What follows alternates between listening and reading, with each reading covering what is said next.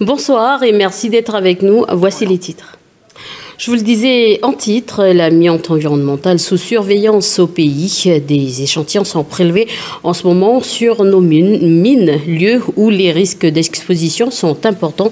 Et c'est dans le cadre du projet Amiante et Bonnes Pratiques qu'une collaboration s'est faite entre les chercheurs calédoniens et italiens. Cette aventure dure depuis 3 semaines. Comment procède-t-il? Le reportage de Nisrina Méry. On va échantillonner la partie fibreuse antigorite. Parfait. Comme ça, on aura le minéral fibreux et l'encaissant. Ouais. C'est la toute première étape du projet de recherche sur l'amiante. L'équipe de chercheurs calédoniens en coopération avec les minéralogistes de Turin font des échantillonnages de minéraux sur le territoire pour limiter les risques d'exposition. Ce programme en phase de financement pour le moment souhaite se projeter dans l'avenir en prévenant les risques d'amiante sur le long terme. Son but principal est d'anticiper l'évolution de ces minéraux et leur libération. Christine Laporte-Magoni mène les recherches à l'Université de Nouvelle-Calédonie.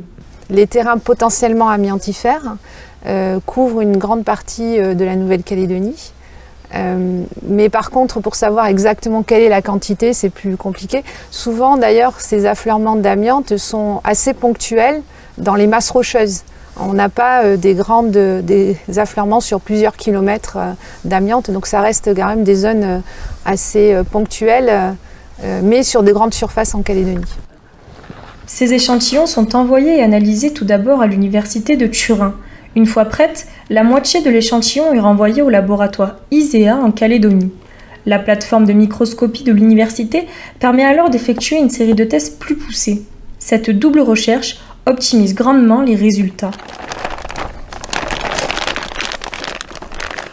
Et pour nous en parler ce soir, depuis nos bureaux de Nouméa, Jasmine Rittard-Petrieri, bonsoir. Bonsoir. Alors, vous êtes minéralogiste et chercheuse à l'université de Turin, en Italie. Pourquoi les mines de Nouvelle-Calédonie? La Nouvelle-Calédonie a un endroit très particulier qui c'est lié au climat sous-tropical.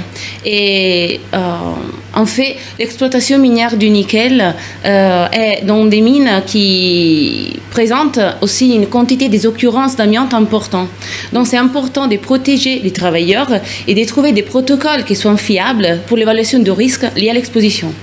D'accord. Avant de parler des protocoles, sur nos images du reportage précédent, donc réalisé ce matin au Mont d'Or, on y voit l'antigorite. Alors, vous l'avez prélevé hors mine. Alors, est-ce que c'est dangereux pour nos populations, justement? Alors, l'antigorite est classée comme amiante dans la législation de la Nouvelle-Calédonie.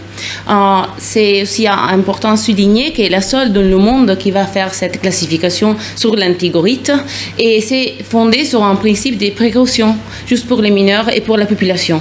Dans le projet réalisé dans le cadre du projet CNRT Amiante et Bonnes Pratiques, ont été menées des premières études sur la réactivité de l'antigorite et on obtient qu'elle est réactive comparée avec le chrysotile, mais on n'a pas encore toutes les données qu'on a besoin pour évaluer la toxicité entière. Donc on doit aller un peu plus loin dans l'état de connaissance pour mieux comprendre et mieux protéger la population et les travailleurs. Donc ce que vous me dites, c'est le risque est minime pour la population ou Je pense que c'est très important de continuer à utiliser ce principe de précaution juste pour protéger la population et les mineurs avant d'avoir toutes les réponses. Alors, comment allez-vous procéder justement pour quantifier l'amiante sur nos mines? Le consortium entre l'Université de Turin, le Centre CanSet et le laboratoire ISEA de la Nouvelle-Calédonie ont déjà déposé un pré-projet en Europe qui cherche à développer une méthodologie fiable pour l'évaluation de la quantité réelle des minéraux d'amiante à l'affleurement dans les roches et les sols. Ça, c'est pour prévenir le risque et donner des informations beaucoup plus fiables dans l'aléa amiante en Nouvelle-Calédonie et dans d'autres endroits. On cherche de créer un protocole qui soit représentatif et qu'on peut l'adapter dans différents endroits. Alors, ce sera ma dernière question. Quel sera le suivi de tous vos travaux avec les chercheurs calédoniens? Est-ce que vous allez vous retrouver? La collaboration est très forte, donc on est sûr qu'on peut continuer à travailler sur le sujet. Et de plus, soit les sociétés minières en Nouvelle-Calédonie et le cluster amiante ont montré un très fort intérêt dans ce projet. Et les discussions avec eux ont été très intéressantes et très productives. Donc on a déjà commencé à faire des échantillonnages et des campagnes de terrain, juste pour évaluer mieux le risque et commencer à travailler sur le front minier. Merci d'avoir répondu à nos questions depuis Nouméa. Allez, c'est déjà le 8e, c'est la fin de cette édition. Merci de votre attention. Je vous souhaite une très bonne soirée. Restez avec nous pour notre émission BDLB Sport.